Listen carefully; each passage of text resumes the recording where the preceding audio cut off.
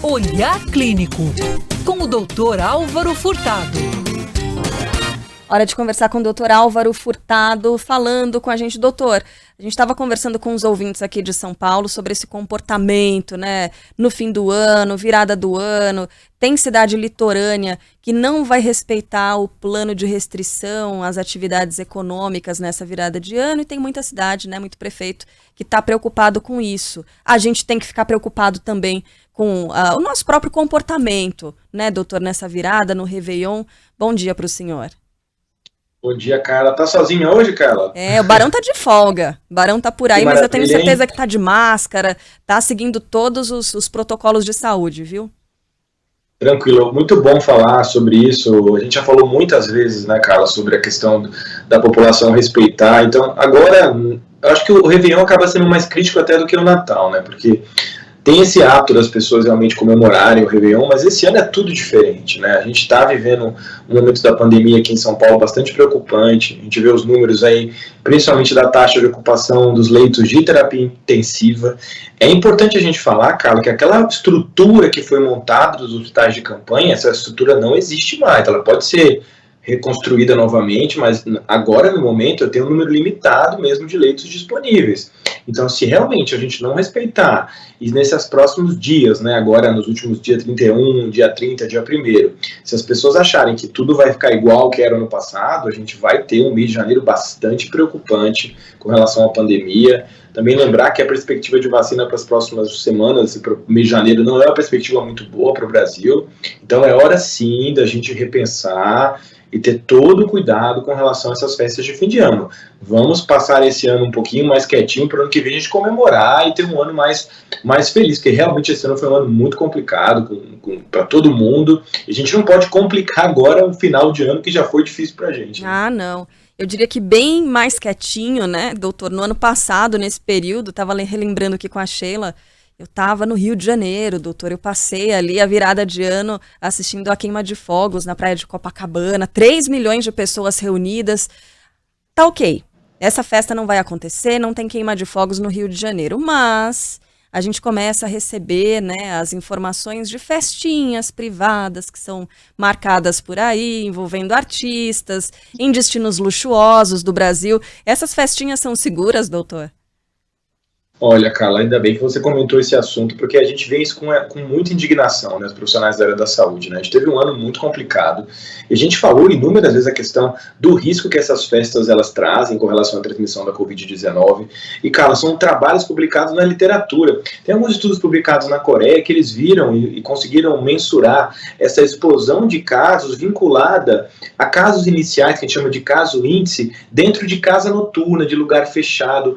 É um ambiente que eu acho que todo mundo que está escutando a gente agora tem que entender, muito favorável para a transmissão da doença, porque é um lugar fechado, não tem ventilação, as pessoas bebem, as pessoas vão tirar máscara, elas vão se encostar. Então, se potencializa todo esse potencial de transmissão. Porque por mais que se coloque, Carla, que é uma festa segura, durante o evento não tem fiscalização, tem quebra de barreira, as pessoas vão tirar a máscara. Então, um evento que a priori é vendido para um consumidor como seguro, ele de forma alguma ele consegue manter a segurança durante todo o evento. O que acontece? Uma pessoa ali assintomática passa para várias outras pessoas que voltam para suas casas. Então, é um efeito dominó. Então, às vezes, um caso índice, que é o caso inicial dentro de uma evento desse, vai gerar uma transmissão, às vezes, passando de 100, 200 pessoas, porque aquela cascata vai se amplificando com relação à transmissão. Então, tenham consciência disso. Participar desses eventos, dessas festas, festas clandestinas, ou festas de famosos, ou festas que envolvam muitas pessoas em lugares fechados, é um desserviço que você está fazendo para a sociedade, para você mesmo, para as pessoas que você gosta. Então, esse ano não é realmente para a gente participar disso. Doutor, eu estava lendo a reportagem do jornal Folha de São Paulo, que descreve algumas pessoas que viajaram de outras partes do país para a Bahia, né, para a região de Porto Seguro. Trancoso tá bombando, a gente falou até da fila de jatinhos ali, os pilotos tendo que passar 1 hora para conseguir pousar. E algumas dessas pessoas dizendo, olha, eu já peguei coronavírus, então eu tô tranquilo, posso passar o ano novo tranquilamente com meus amigos, em aglomeração, tirar foto e postar em rede social sem medo de ser feliz, porque eu já peguei e tô livre dessa. Dá para afirmar isso categoricamente? Olha, Carla, é difícil a gente falar isso com certeza, porque o que acontece? As pessoas fazem vários testes e muitas vezes a interpretação que a pessoa dá é a interpretação dela mesma, ela não entende, ela vê um teste ali, e mesmo que você já tenha pego a doença, já tem na literatura inúmeros trabalhos falando de reinfecção. Claro, a gente não sabe ainda precisar o tamanho da reinfecção, mas não é garantia absoluta você ter uma sorologia positiva ou ter tido a doença, que você não pode ter um segundo episódio. E pior do que isso, Carla, você vai para um lugar desse, você achando que você está protegido, você tira a máscara, você pode pegar a doença, fazer um quadro até mais brando da doença, transmitir essa doença para outras pessoas. Então, realmente, ter a doença uma primeira vez não é um passaporte de proteção definitivo. Então, o que as pessoas têm que fazer? Se for para esses locais, tiver tido Covid, continuar usando máscara, continuar distanciando, continuar usando álcool gel, não é realmente para você usar essa ferramenta, já tive a doença, como um passaporte de que você está totalmente protegido, que não é verdade isso, ainda coloca em risco outras pessoas que estão à sua volta. Né? A carta do cidadão imune, né? Não que a gente esteja defendendo absolutamente isso, mas, doutor, existe algum estudo que mostre por quanto tempo essa imunidade continua alta, a produção de anticorpos continua alta? Olha, Carla, essa é uma das grandes perguntas que a gente faz, né, que a ciência tenta responder. Qual seria essa imunidade do coronavírus, o tempo que ela fica... O que se sabe, Carla, é que pessoas que fazem um quadro mais grave, com mais sintomas, parece que elas têm uma imunidade mais sustentada por mais tempo. E as pessoas que fazem um quadro mais leve, um quadro mais assintomático, os estudos estão mostrando que essas pessoas não fazem imunidade tão robusta quanto as pessoas que fazem um quadro mais moderado grave. Mas ainda é uma pergunta que a gente tem que responder. Será que isso dura 6 meses, 1 ano? Será que essa imunidade vacinal ela é mais robusta do que a imunidade natural quando você entra em contato com a doença? Então, realmente, essas respostas a gente não tem ainda, o que só faz a gente reforçar as nossas mensagens com relação à prática de prevenção. Então, se você já teve e a imunidade cai, você pode ter um quadro futuramente. Então, uso de máscara. E olha que dado interessante, Carla. A gente viu esse ano que a incidência de outros vírus respiratórios no Brasil e no mundo, ela despencou. Por quê? Porque as pessoas estão usando máscara, as pessoas estão lavando a mão, então isso é um legado que a pandemia vai deixar. Então a incidência de influenza no Brasil caiu e outros países do mundo, tem dados do Reino Unido mostrando como é importante esses métodos de barreira. Então a gente fala no mundo otimista com vacina, mas a gente fala ainda que o acesso a essa ferramenta vacina vai ser muito dificultoso em vários países do mundo, né? A gente fica muito preocupado, por exemplo, com a situação da África, dos países pobres, né? A gente está vivendo uma epidemia de Covid na África do Sul sem precedentes. Então, será que esses países vão ter acesso à vacina num tempo rápido? Então, como é que fica a prevenção nesses países que não têm vacina? A prevenção é usar máscara e distanciar. Uhum. Com relação aos números da Europa, a gente teve novos recordes sendo registrados no Reino Unido, né? O que a gente pode esperar daqui para frente no Reino Unido? Essa leva continua subindo e dá para fazer alguma projeção para o Brasil a partir desses números da Europa? Olha, Carla, desde o começo da pandemia, a gente olha os países vizinhos e isso é um termômetro para a gente o que vai acontecer nos próximos meses. A gente vê no Reino Unido as últimas notícias, claro, começou a vacinação lá, dos pacientes mais de faixa etária avançada, dos idosos, mas também tem a circulação dessa cepa que possivelmente tem maior transmissibilidade. Isso pode ser uma das explicações com relação a uma quantidade de casos. Eles tiveram, Carla, uma quantidade de casos agora superior à primeira leva com relação à quantidade até de óbitos e de casos. Então, é muito grave. Então, lembrando que é um país que já está começando a campanha de vacinação. Então, o que a gente traz para a nossa realidade no Brasil? Fazer uma vigilância dessas cepas que estão circulando no Brasil para entender se a gente tem uma cepa mais transmissível, apressar todo esse processo de negociação com vários fabricantes de vacina para que a gente não fique refém de 1 ou 2 vacinas, para a gente consiga ter essas ferramentas de prevenção disponível o mais rápido possível, não só para a unidade da federação, mas para o Brasil inteiro, e realmente a projeção para os próximos meses, Carla, com relação a São Paulo, o resto do Brasil, não é uma projeção muito otimista. A gente realmente talvez viva um mês de janeiro bastante complicado, com os hospitais cheios, né? E essa resposta vai depender muito de como a população vai agir nos próximos 5, 6 dias, que são os períodos, são as datas relacionadas às festas de fim de ano e do Réveillon. Então, a gente faz de novo aquele apelo, né?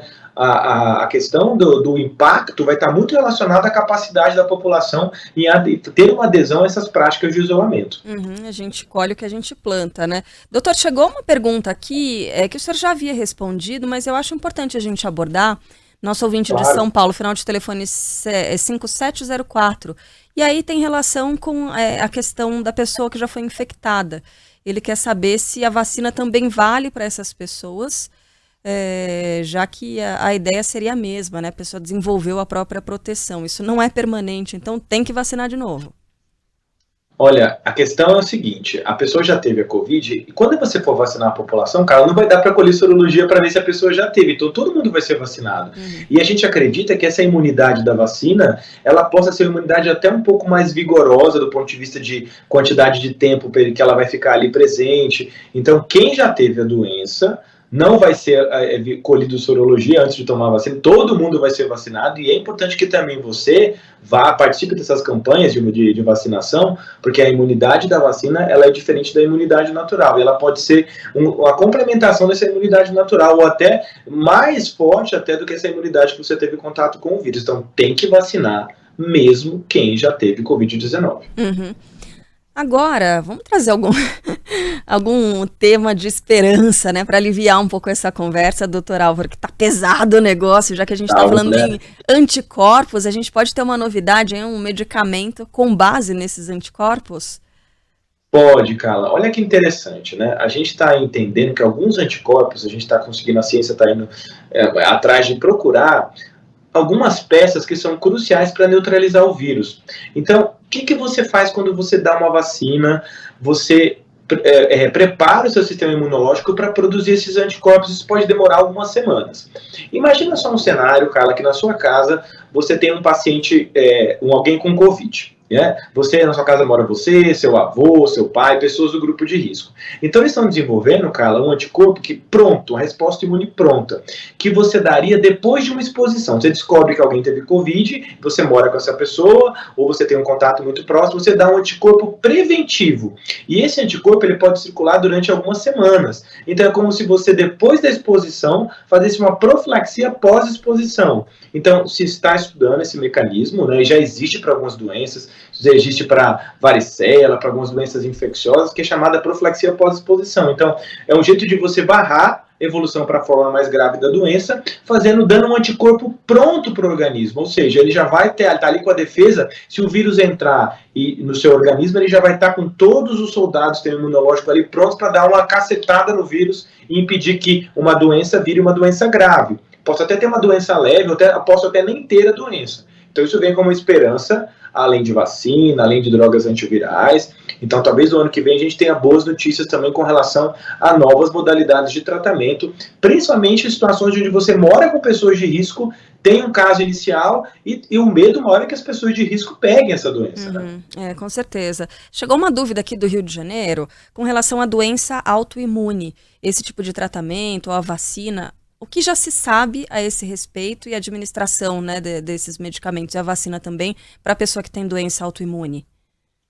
Olha, essa é uma dúvida muito frequente, Carla, porque as doenças autoimunes, as pessoas podem tomar drogas que fazem ter uma queda do sistema imunológico. Então, todo paciente imunodeprimido, imunocomprometido, que tem uma doença autoimune, que toma essas medicações, ele tem que ser avaliado se ele vai poder ou não tomar essas medicações.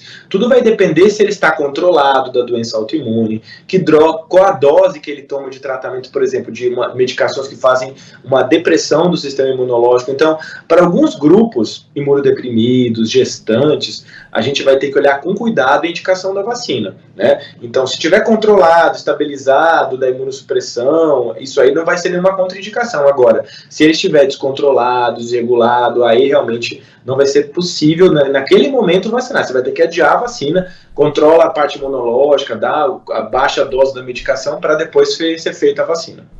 O nosso ouvinte Moacir de Arthur Alvim está um pouco ansioso e faz uma pergunta para o doutor que é a seguinte, ó.